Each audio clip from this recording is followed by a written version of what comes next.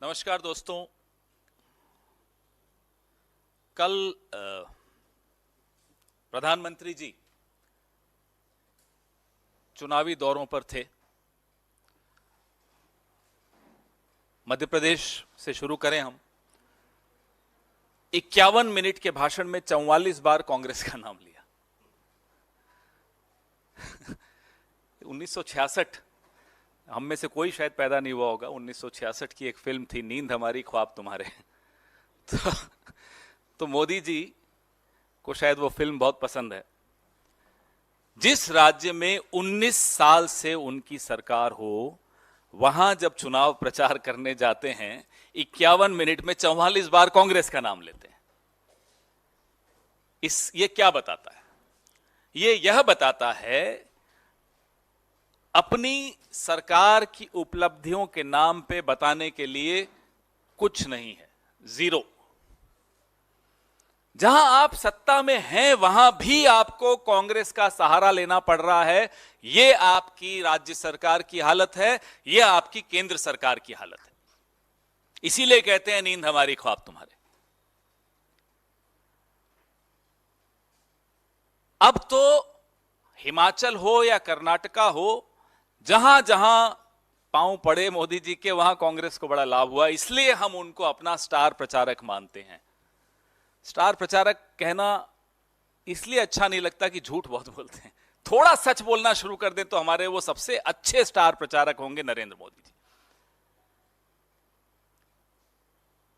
मध्य प्रदेश गए, वहां कहते हैं कि साहब कांग्रेस महिला विरोधी है, कांग्रेस महिला बिल का विरोध करती है। अरे साहब, कुछ तो सोच के बोलो। महिला बिल की शुरुआत किसके वक्त हुई थी? 1989 में, जब महिला बिल स्वर्गीय श्री राजीव गांधी जब प्रधानमंत्री थे, जब संसद में आया, लोकसभा में पारित हुआ, राज्यसभा में नहीं पारित हो पाया। क्यों नहीं हो पाया? वो 7 लोग कौन थे जिन्होंने महिला बिल के विरोध में वोट दिया? मैं गिनाता हूं। Number 1 Atal Bihari Vajpayee ji, number 2 Lal Krishna Advani ji, number 3 Ram Jethmalani जी, नंबर 4 जसवंत सिंह जी। आप देखिए, अभी मैंने आपको 4 नाम गिनाए, चारों कौन सी पार्टी के? आपकी पार्टी ने उस वक्त 1989 में, 89 होता है, 1989 में जब यह बिल पास हो सकता था, तब आपकी पार्टी के नेताओं ने, आपकी पार्टी के सांसदों ने राज्यसभा में यह बिल गिराया। आ जाइए अब आप 2014 में, 10 साल हो गए होने आए हैं। आपका पूर्ण बहुमत था, आपको पूरा सहयोग विपक्ष से था इस बिल पर। क्यों नहीं लाए? 10 साल आपने गंवा दिए। और अब जब आप लाए हो, तब भी आप 2034, कोई कहता है 2039, 10 साल मिनिमम लगेंगे आपको इस बिल को कानून बनाने में। यह आपकी नीयत है। और उसके बाद आपकी हिम्मत देखो कि मध्य प्रदेश में खड़े होकर आप कहते हो कि कांग्रेस इसके खिलाफ है। यह आपकी हिमाकत है, यह आपकी हिम्मत है। यह आपको कैसे आती है हमें नहीं समझ में आता।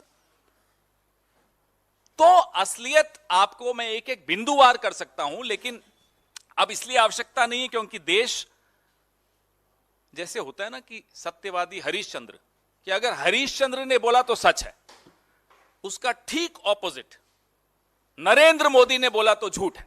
एक सर्टिफिकेट है, सर्टिफाइड लायर अगर कोई है तो माफ कीजिएगा, इस देश का प्रधानमंत्री।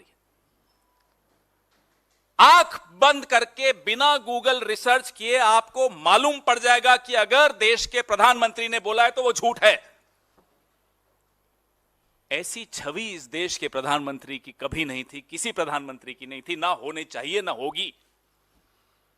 The only prime minister who, I am sorry, has made himself a certified liar.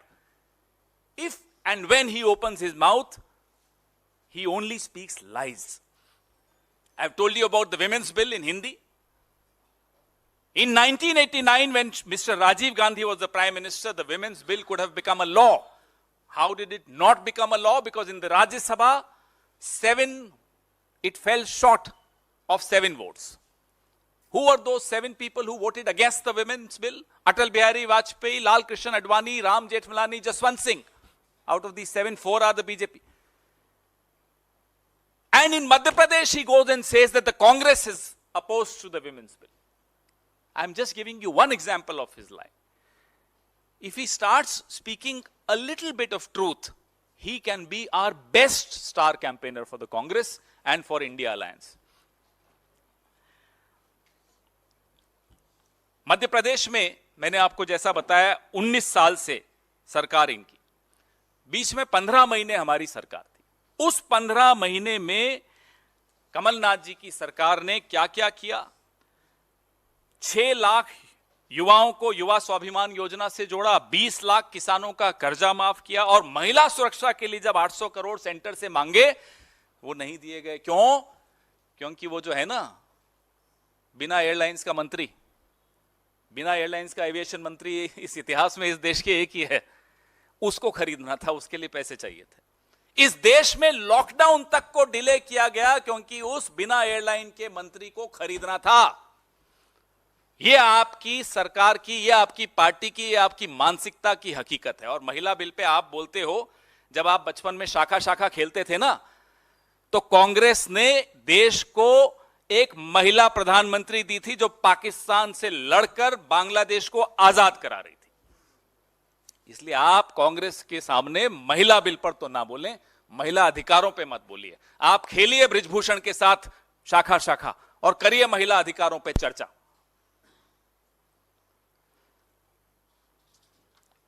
आप कहते हैं कांग्रेस को गरीबों की चिंता नहीं। जिस नरेगा ने 23 करोड़ गरीबों को गरीबी रेखा से ऊपर लाया, उस नरेगा का बजट आपने काट दिया। उस नरेगा को आप पानी पी पी कर कोसते हो।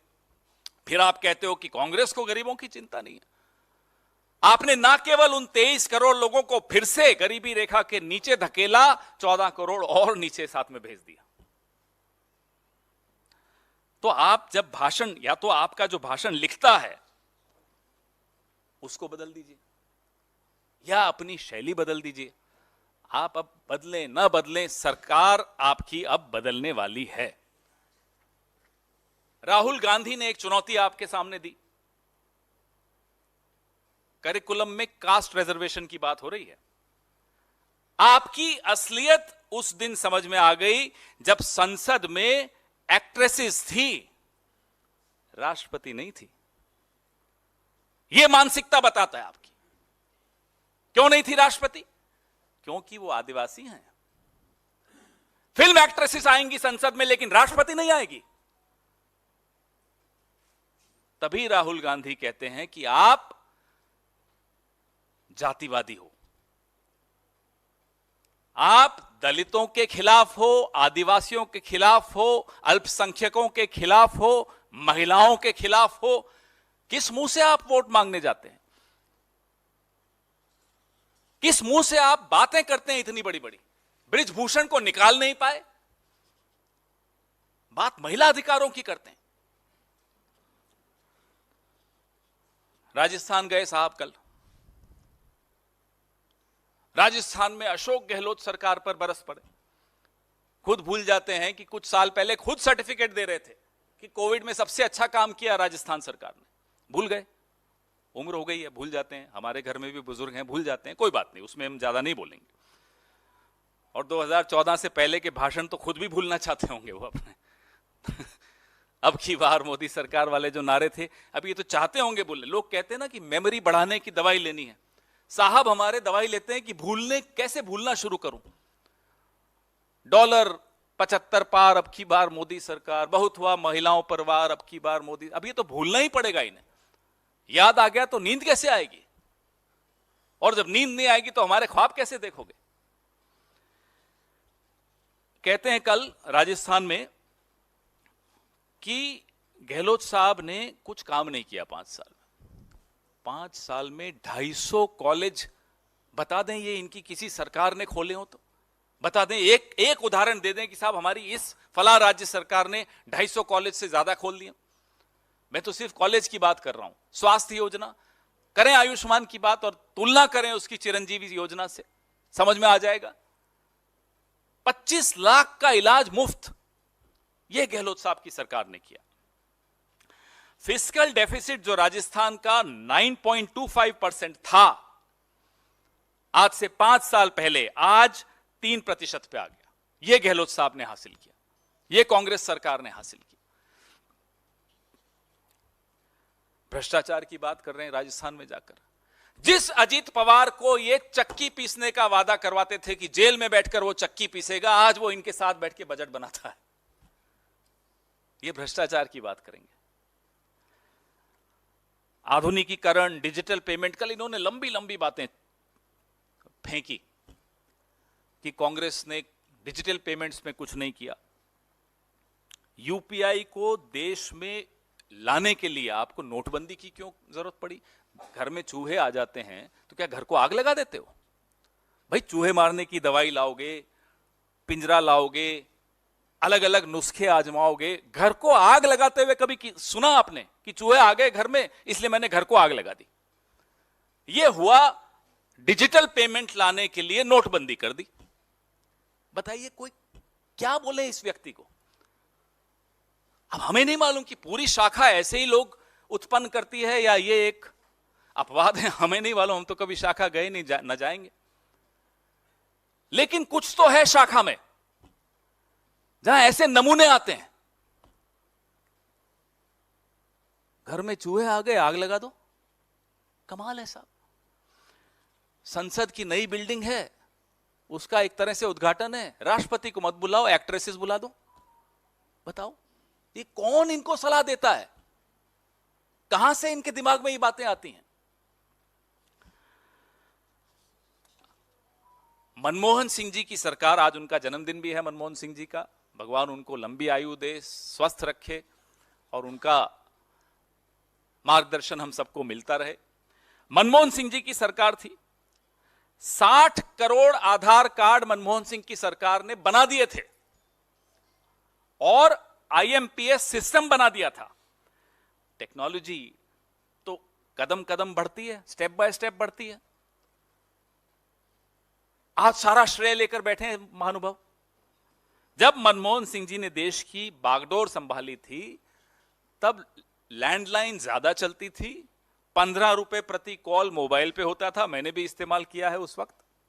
12 रुपए हुआ, फिर 10 रुपए हुआ, जाते जाते मनमोहन सिंह की सरकार 3G तक ले आई। ये बात करेंगे मनमोहन सिंह जी की सरकार की। तो जैसा कि मैंने आपको कहा कि अब सरकारी खर्चे पर जो नरेंद्र मोदी जी अब चुनावी अभियान पे निकले हैं, वैसे तो हमेशा ही चुनावी अभियान पे ही रहते हैं, फिर कहते हैं कि मैं साहब छुट्टी नहीं लेता। तो आप करते क्या हो तो छुट्टी लेनी पड़ेगी आपको? अपना भी मनोरंजन करते हो, देश का भी मनोरंजन करते हो, उसमें छुट्टी की क्या जरूरत पड़ी आपको? तो ये कहना कि छुट्टी नहीं लेते, चलिए हम तो खुश हैं कि आप जितना प्रचार करेंगे उतना हमारा खर्चा बचता है, हमें उतना कम प्रचार करना पड़ता है। आप ये करते रहिए और अपने गुरु मोहन भागवत से थोड़ी सलाह भी ले लीजिए, जिन्होंने बोला था कि महिलाओं को 4 दीवारी में कैद करना चाहिए। जरा उनसे भी पूछ लीजिए कि महिला आरक्षण पे उनका क्या सोच है, उनका क्या कहना है। एक हमें आग्रह आपसे करना है कि राष्ट्रपति को यथासंभव सम्मान देने की कोशिश कीजिए। मत ये याद रखिए, आपके दिमाग में जो है, आपके जहन में जो शाखा से आपने सीखा है कि वो आदिवासी हैं इसलिए उनको सम्मान नहीं देना या वो महिला हैं इसलिए उनको सम्मान नहीं देना, ये गलत है। देश की राष्ट्रपति हैं, देश का गौरव है, उनको आप सम्मान देना सीखिए। आपके सवाल।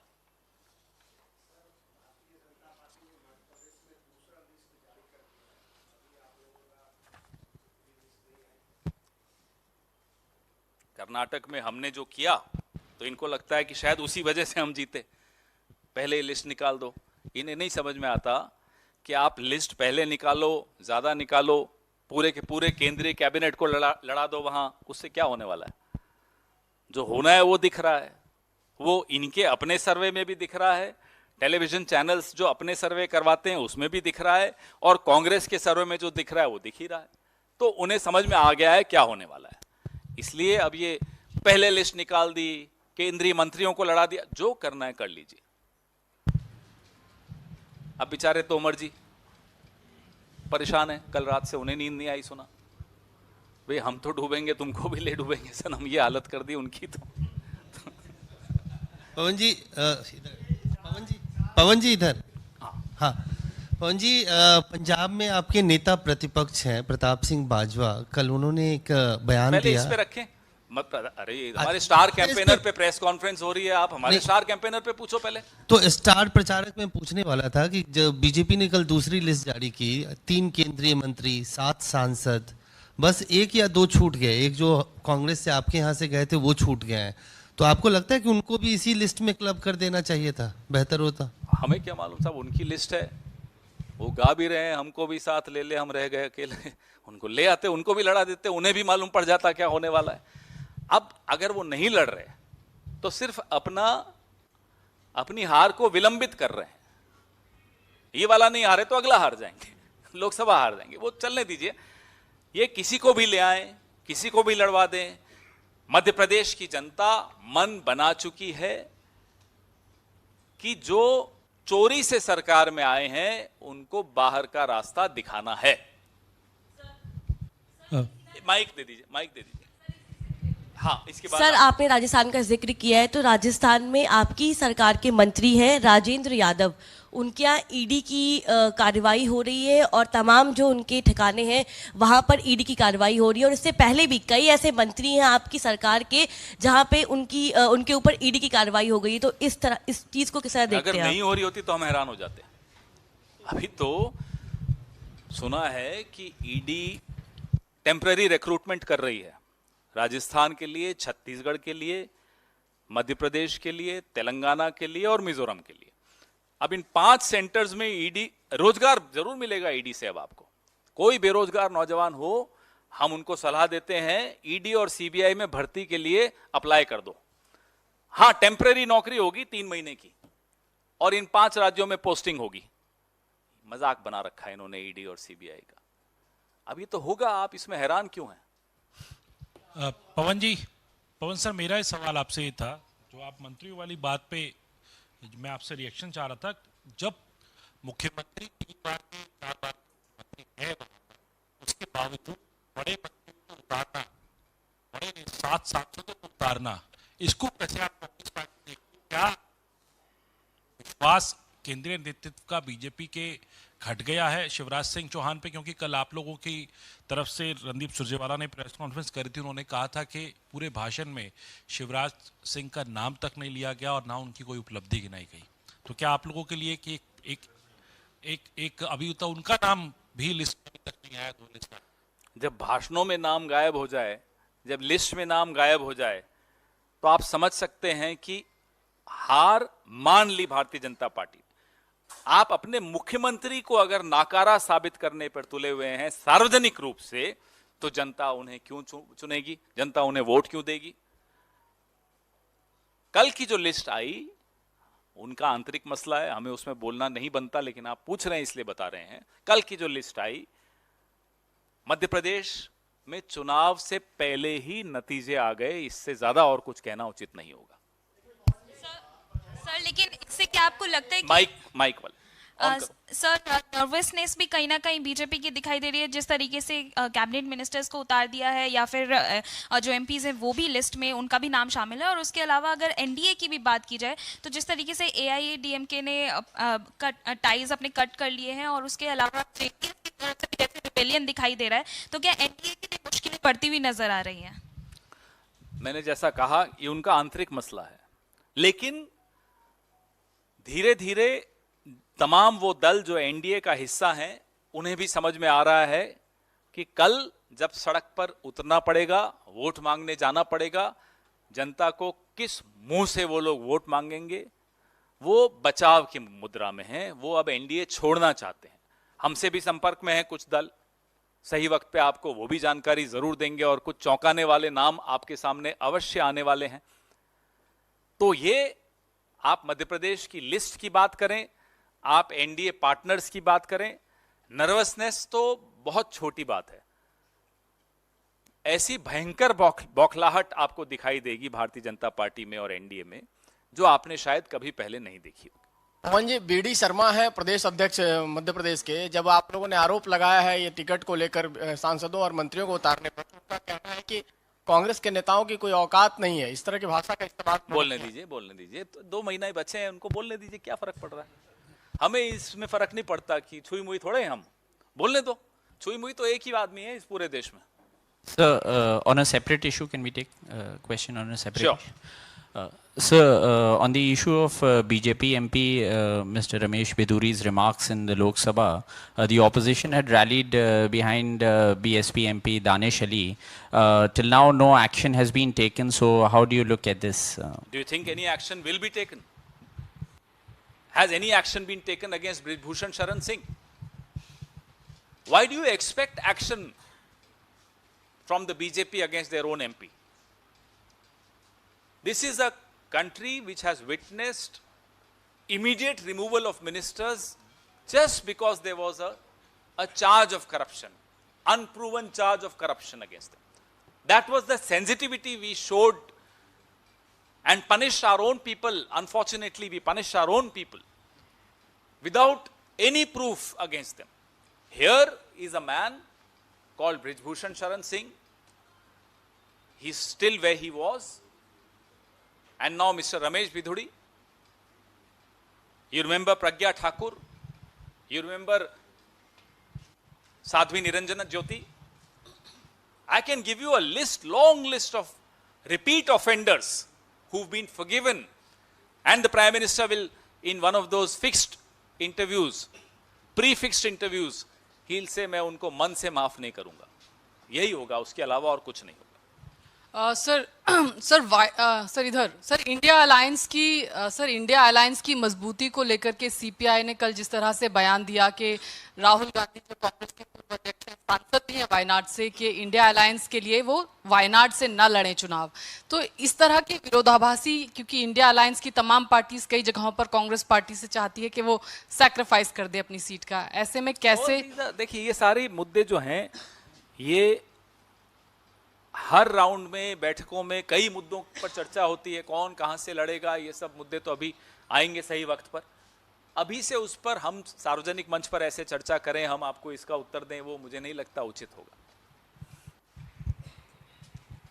कोई भी सवाल हो अभी पूछ लीजिए, क्योंकि फिर मेरे को एक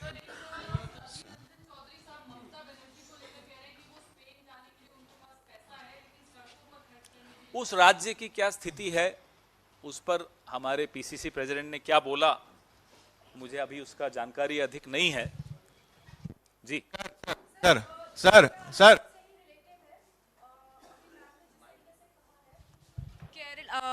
संजय राउत का एक बयान आया है जहां उन्होंने ये कहा है कि केरला और वेस्ट बंगाल 2 ऐसे स्टेट है जहां से निर्णय अलग से लिया जाएगा. जैसा मैंने कहा, इंडिया अलायंस में जो भी निर्णय होंगे, बैठक के बाद जो निष्कर्ष निकलेंगे, हर बैठक के पश्चात आप लोगों से मुखातिब होते हैं, आपसे चर्चा होती है, वो होगी. सर पवन जी असदुद्दीन ओवैसी साहब हैं, उनका कहना है कि कांग्रेस पार्टी मुस्कुराकर पीठ में छुरा घोंपती है और मुसलमानों की क्या हालत है कांग्रेस के राज्यों में आप देख सकते हैं, और बीजेपी आज नफरत इसलिए फैला पा रही है क्योंकि कांग्रेस पार्टी ने उसको स्पेस दिया. बहुत बढ़िया. टीम तो आज तक किसी ने कांग्रेस पर आरोप नहीं लगाया, इन्हीं पर लगते हैं सारे. राजा सिंह तो इन्हीं के इलाके से जीतता है, कैसे जीतने दिया जाता है? ये जो जुगलबंदी चल रही है ना, असद भाई की और नरेंद्र भाई की, ये सबको दिखाई दे रही है, सबको सुनाई दे रही है. सर पन्नू ने कहा India Canada situation, sir, it is now being revealed that even human trafficking was also being done in Canada, as some of the people were being forced who were hailing from Punjab, they were being forced to join all these forces who support Khalistani. No, Congress party is absolutely steadfast in its demand that the interests of India cannot be compromised under any circumstances. Our sovereignty, our unity, our integrity are non-negotiables. Sir Khalistani आतंकी पन्नू ने कहा है कि भारत को तोड़कर 3 देश बनाना चाहता है वो, जम्मू कश्मीर को अलग. जवाब मिल जाएगा. की राज्य सरकार की हालत है, यह आपकी केंद्र सरकार की हालत है। इसीलिए कहते हैं नींद हमारी ख्वाब तुम्हारे। अब तो हिमाचल हो या कर्नाटका हो, जहां जहां पांव पड़े मोदी जी के, वहां कांग्रेस को बड़ा लाभ हुआ। इसलिए हम उनको अपना स्टार प्रचारक मानते हैं। स्टार प्रचारक कहना इसलिए अच्छा नहीं लगता कि झूठ बहुत बोलते हैं। थोड़ा सच बोलना शुरू कर दें तो हमारे वो सबसे अच्छे स्टार प्रचारक होंगे नरेंद्र मोदी जी। मध्य प्रदेश गए, वहां कहते हैं कि साहब कांग्रेस महिला विरोधी है, कांग्रेस महिला बिल का विरोध करती है। अरे साहब कुछ तो सोच के बोलो। महिला बिल की शुरुआत किसके वक्त हुई थी? 1989 में जब महिला बिल, स्वर्गीय श्री राजीव गांधी जब प्रधानमंत्री थे, जब संसद में आया, लोकसभा में पारित हुआ, राज्यसभा में नहीं पारित हो पाया। क्यों नहीं हो पाया? वो 7 लोग कौन थे जिन्होंने महिला बिल के विरोध में वोट दिया? मैं गिनाता हूं। Number 1 Atal Bihari Vajpayee ji, number 2 Lal Krishna Advani ji, number 3 Ram Jethmalani जी, नंबर 4 जसवंत सिंह जी। आप देखिए, अभी मैंने आपको 4 नाम गिनाए, चारों कौन सी पार्टी के? आपकी पार्टी ने उस वक्त 1989 में, 89 होता है, 1989 में जब यह बिल पास हो सकता था, तब आपकी पार्टी के नेताओं ने, आपकी पार्टी के सांसदों ने राज्यसभा में यह बिल गिराया। आ जाइए अब आप 2014 में, 10 साल हो गए होने आए हैं, आपका पूर्ण बहुमत था, आपको पूरा सहयोग विपक्ष से था इस बिल पर, क्यों नहीं लाए? 10 साल आपने गंवा दिए। और अब जब आप लाए हो, तब भी आप 2034, कोई कहता है 2039, 10 साल मिनिमम लगेंगे आपको इस बिल को कानून बनाने में। यह आपकी नीयत है। और उसके बाद आपकी हिम्मत देखो कि मध्य प्रदेश में खड़े होकर आप कहते हो कि कांग्रेस इसके खिलाफ है। यह आपकी हिमाकत है, यह आपकी हिम्मत है। यह आपको कैसे आती है हमें नहीं समझ में आता। तो असलियत आपको मैं एक एक बिंदुवार कर सकता हूं, लेकिन अब इसलिए आवश्यकता नहीं है क्योंकि देश, जैसे होता है ना कि सत्यवादी हरिश्चंद्र, कि अगर हरिश्चंद्र ने बोला तो सच है, उसका ठीक ऑपोजिट नरेंद्र मोदी ने बोला तो झूठ है। एक सर्टिफिकेट है, सर्टिफाइड लायर अगर कोई है तो माफ कीजिएगा, इस देश का प्रधानमंत्री। आंख बंद करके बिना गूगल रिसर्च किए आपको मालूम पड़ जाएगा कि अगर देश के प्रधानमंत्री ने बोला है तो वो झूठ है। ऐसी छवि इस देश के प्रधानमंत्री की कभी नहीं थी, किसी प्रधानमंत्री की नहीं थी, ना होने चाहिए, ना होगी। The only prime minister who, I am sorry, has made himself a certified liar. If and when he opens his mouth, he only speaks lies. I've told you about the women's bill in Hindi. In 1989, when Mr. Rajiv Gandhi was the prime minister, the women's bill could have become a law. How did it not become a law? Because in the Rajya Sabha, it fell short of 7 votes. Who were those 7 people who voted against the women's bill? Atal Bihari Vajpayee, Lal Krishna Advani, Ram Jethmalani, Jaswant Singh. Out of these 7, 4 are the BJP. And in Madhya Pradesh, he goes and says that the Congress is opposed to the women's bill. I'm just giving you one example of his lie. If he starts speaking a little bit of truth, he can be our best star campaigner for the Congress and for India Alliance. Madhya Pradesh में मैंने आपको जैसा बताया 19 साल से सरकार इनकी, बीच में 15 महीने हमारी सरकार थी। उस 15 महीने में कमलनाथ जी की सरकार ने क्या क्या किया? 6 लाख युवाओं को युवा स्वाभिमान योजना से जोड़ा, 20 लाख किसानों का कर्जा माफ किया, और महिला सुरक्षा के लिए जब 800 करोड़ सेंटर से मांगे वो नहीं दिए गए। क्यों? क्योंकि वो जो है ना, बिना एयरलाइंस का मंत्री, बिना एयरलाइंस का एविएशन मंत्री इस इतिहास में इस देश के एक ही है। उसको खरीदना था, उसके लिए पैसे चाहिए थे। इस देश में लॉकडाउन तक को डिले किया गया क्योंकि उस बिना एयरलाइन के मंत्री को खरीदना था। यह आपकी सरकार की, यह आपकी पार्टी की, यह आपकी मानसिकता की हकीकत है। और महिला बिल पे आप बोलते हो, जब आप बचपन में शाखा शाखा खेलते थे ना, तो कांग्रेस ने देश को एक महिला प्रधानमंत्री दी थी जो पाकिस्तान से लड़कर बांग्लादेश को आजाद करा रही थी। इसलिए आप कांग्रेस के सामने महिला बिल पर तो ना बोलें, महिला अधिकारों पे मत बोलिए। आप खेलिए बृजभूषण के साथ शाखा शाखा और करिए महिला अधिकारों पे चर्चा।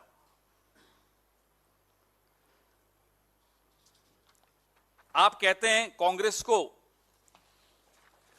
गरीबों की चिंता नहीं। जिस नरेगा ने 23 करोड़ गरीबों को गरीबी रेखा से ऊपर लाया, उस नरेगा का बजट आपने काट दिया। उस नरेगा को आप पानी पी पी कर कोसते हो। फिर आप कहते हो कि कांग्रेस को गरीबों की चिंता नहीं है।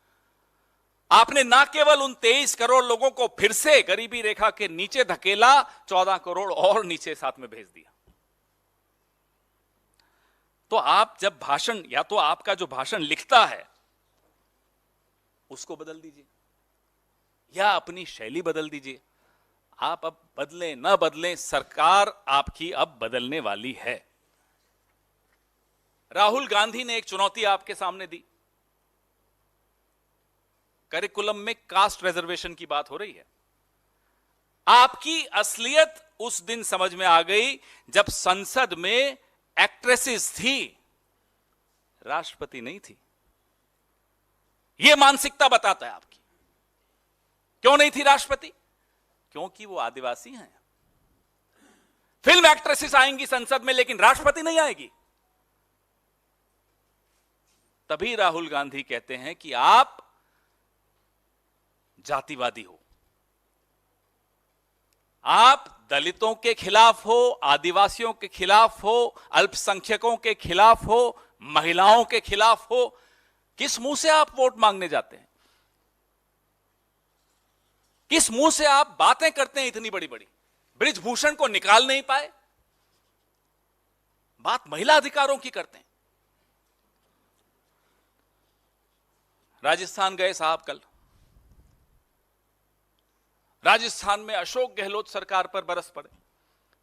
खुद भूल जाते हैं कि कुछ साल पहले खुद सर्टिफिकेट दे रहे थे कि कोविड में सबसे अच्छा काम किया राजस्थान सरकार ने। भूल गए, उम्र हो गई है, भूल जाते हैं। हमारे घर में भी बुजुर्ग हैं, भूल जाते हैं, कोई बात नहीं, उसमें हम ज्यादा नहीं बोलेंगे। और 2014 से पहले के भाषण तो खुद भी भूलना चाहते होंगे वो अपने। अब की बार मोदी सरकार वाले जो नारे थे, अब ये तो चाहते होंगे बोलने। लोग कहते हैं ना कि मेमोरी बढ़ाने की दवाई लेनी है। साहब हमारे दवाई लेते हैं कि भूलने, कैसे भूलना शुरू करूं। डॉलर 75 पार अब की बार मोदी सरकार, बहुत हुआ महिलाओं पर वार अब की बार मोदी। अब ये तो भूलना ही पड़ेगा इन्हें। याद आ गया तो नींद कैसे आएगी? और जब नींद नहीं आएगी तो हमारे ख्वाब कैसे देखोगे? कहते हैं कल राजस्थान में कि गहलोत साहब ने कुछ काम नहीं किया 5 साल में। 5 साल में 250 कॉलेज, बता दें ये इनकी किसी सरकार ने खोले हो तो बता दें। एक उदाहरण दे दें कि साहब हमारी इस फला राज्य सरकार ने 250 कॉलेज से ज्यादा खोल दिए। मैं तो सिर्फ कॉलेज की बात कर रहा हूं। स्वास्थ्य योजना करें, आयुष्मान की बात, और तुलना करें उसकी चिरंजीवी योजना से, समझ में आ जाएगा। 25 लाख का इलाज मुफ्त, यह गहलोत साहब की सरकार ने किया। फिस्कल डेफिसिट जो राजस्थान का 9.25% था, आज से 5 साल पहले आज 3% पे आ गया। यह गहलोत साहब ने हासिल किया, यह कांग्रेस सरकार ने हासिल किया।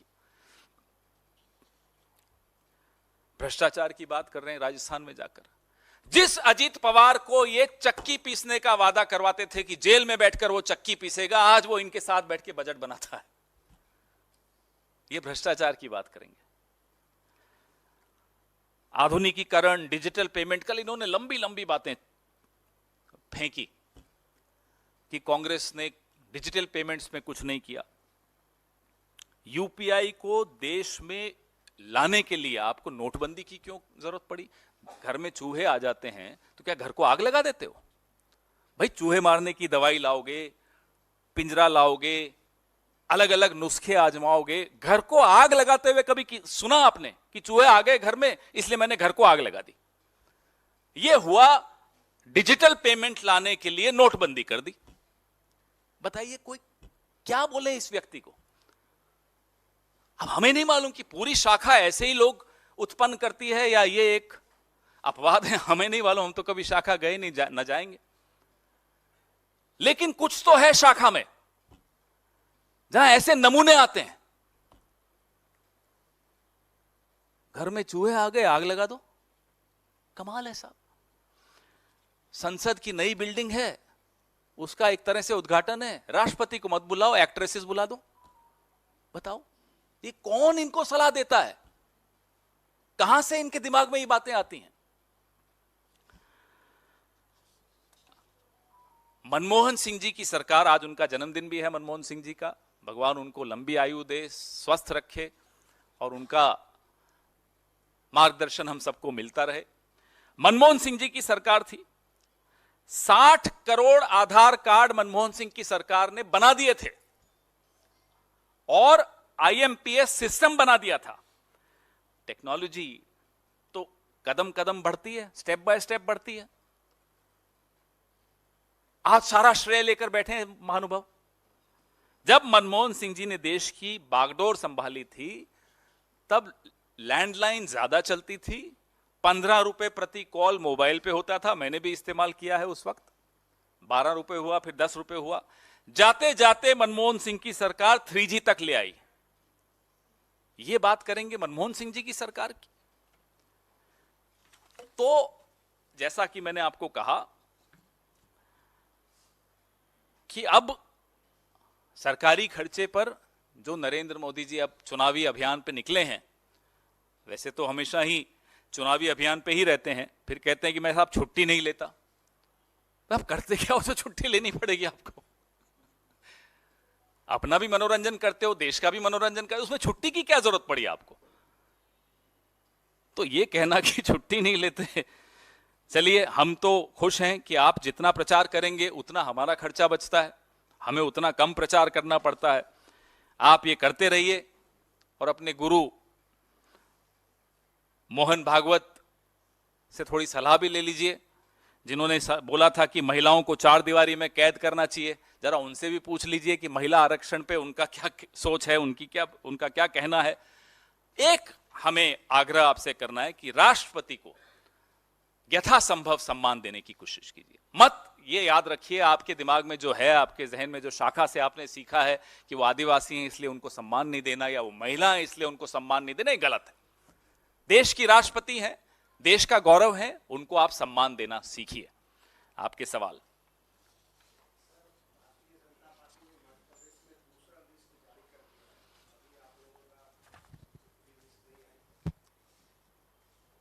कर्नाटक में हमने जो किया तो इनको लगता है कि शायद उसी वजह से हम जीते।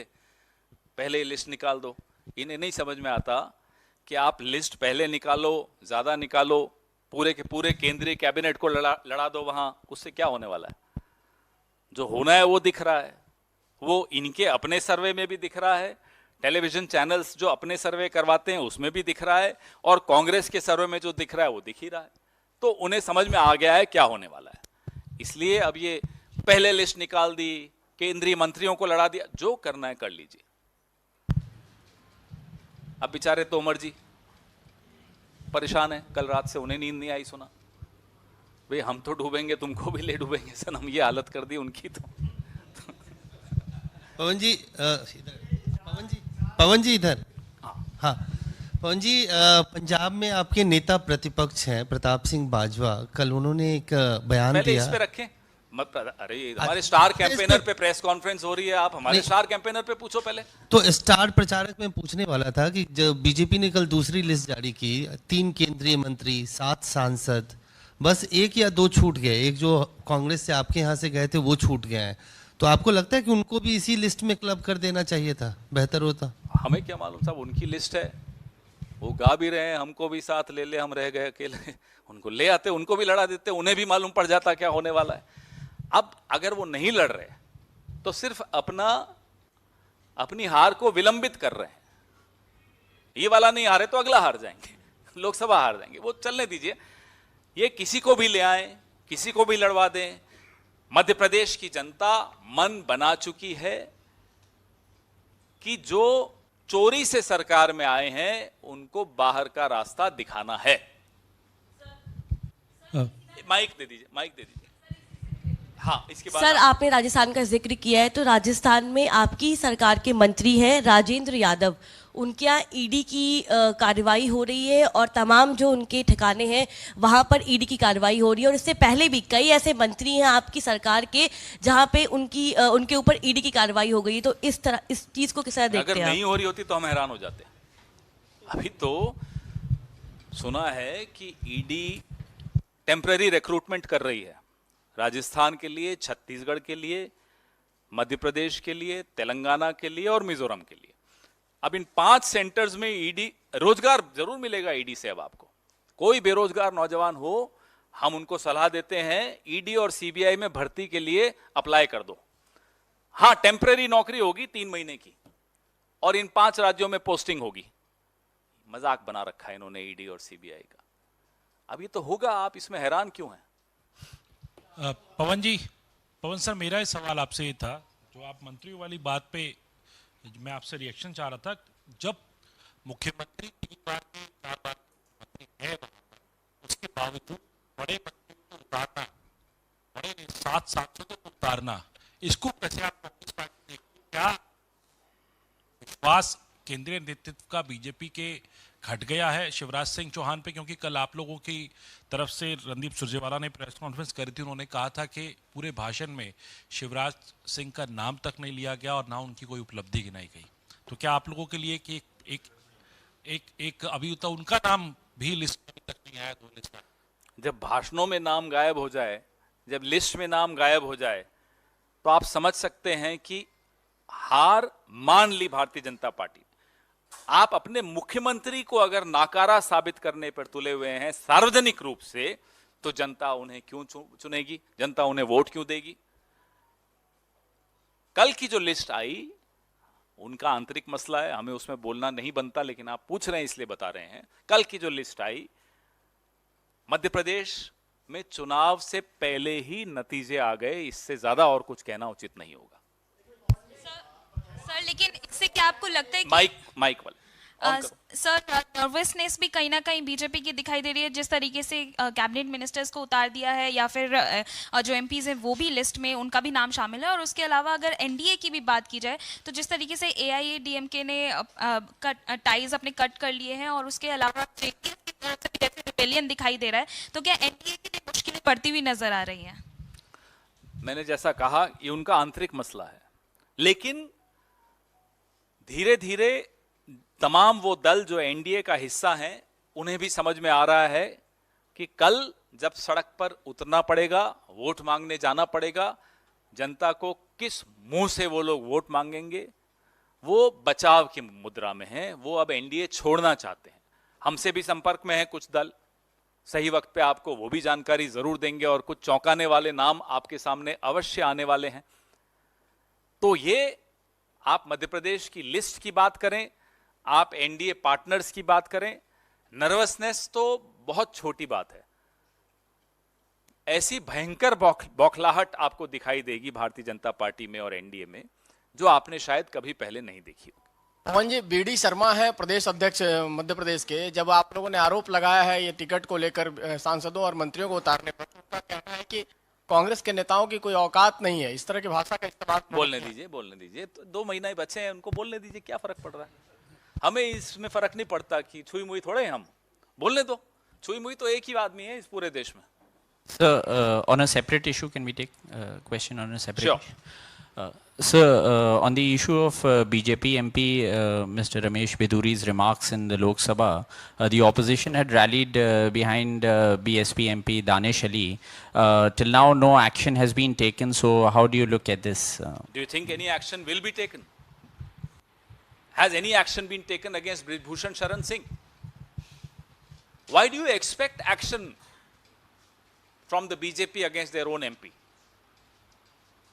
This is a country which has witnessed immediate removal of ministers just because there was a a charge of corruption, unproven charge of corruption against them. That was the sensitivity we showed and punished our own people. Unfortunately, we punished our own people without any proof against them. Here is a man called Brijbhushan Sharan Singh. He's still where he was. And now Mr. Ramesh Bidhuri.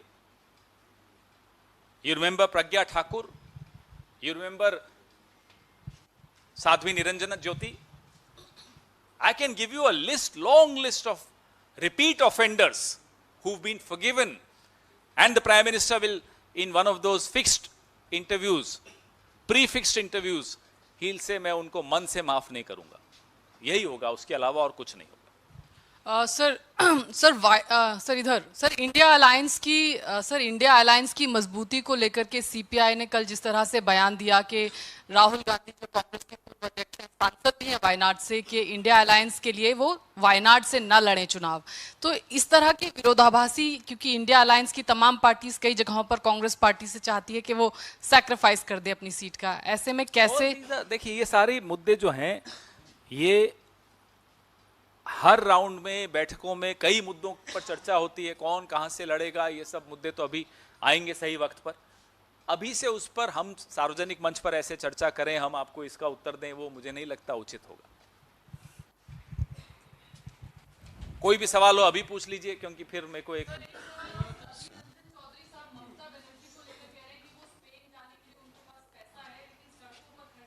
उस राज्य की क्या स्थिति है, उस पर हमारे PCC president ने क्या बोला, मुझे अभी उसका जानकारी अधिक नहीं है.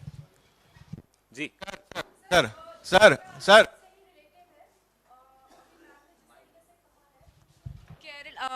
संजय राउत का एक बयान आया है जहां उन्होंने ये कहा है कि केरला और वेस्ट बंगाल दो ऐसे स्टेट है जहां से निर्णय अलग से लिया जाएगा.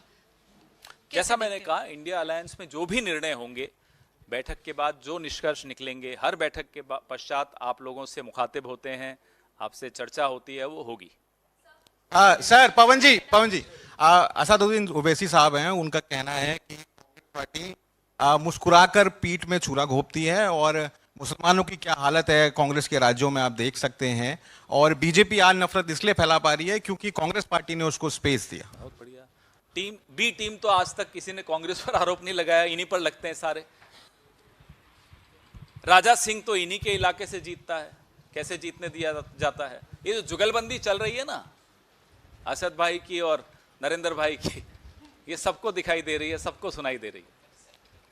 सर पन्नू ने कहा India-Canada situation, sir, it is now being revealed that even human trafficking was also being done in Canada, as some of the people were being forced, who were hailing from Punjab, they were being forced to join all these forces who support Khalistani.